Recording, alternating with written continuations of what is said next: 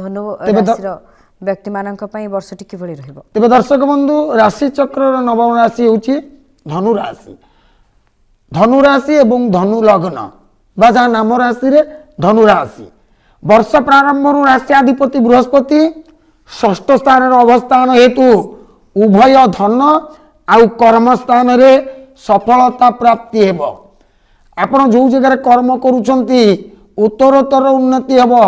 आपण कार्यशैली रे आपण उच्च पदस्थ कर्मचारी निश्चित भावे आपण खुशी रहिबे। आर्थिक जो दरमा बढ़ जहाँ मिलूला बढ़िबो। आपण को कौनसी स्थान को प्रमोशन रे दे पारंती। लग्न रे बुध और रवि अवस्थान बुधादित्य जोग रवि बुध लग्न रे जो बुधादित्य जोग अवस्थान हेतु किछि गृहर जरूरी जिनिस किणिबे।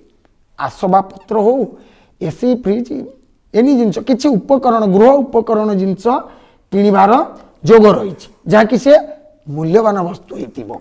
तबे कोनोसी समस्यार समाधान पाई समानकर प्रतिकार सब कोन रहइबो एवं केउ मास ठारो समानकर कर्म क्षेत्र रे एवं अन्य समस्त क्षेत्र रे भलो हेबो बोली समाने तारीख धार्य करिवे। बृहस्पति षष्ठ स्थान रे अवस्थान हेतु शत्रु बुद्धि हेबे हेबा सहित स्वास्थ्य मध्ये टिके हानि रहिबो।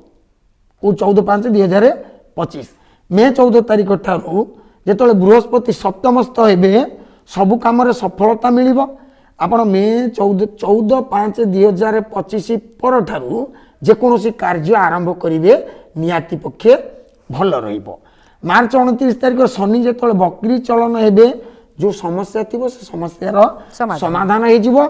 धनु राशि राशि अधिपति हेले बृहस्पति ओं अंगिरसा विद्महे सुराचार्य धीमहि तनो जीव प्रचोदयात्।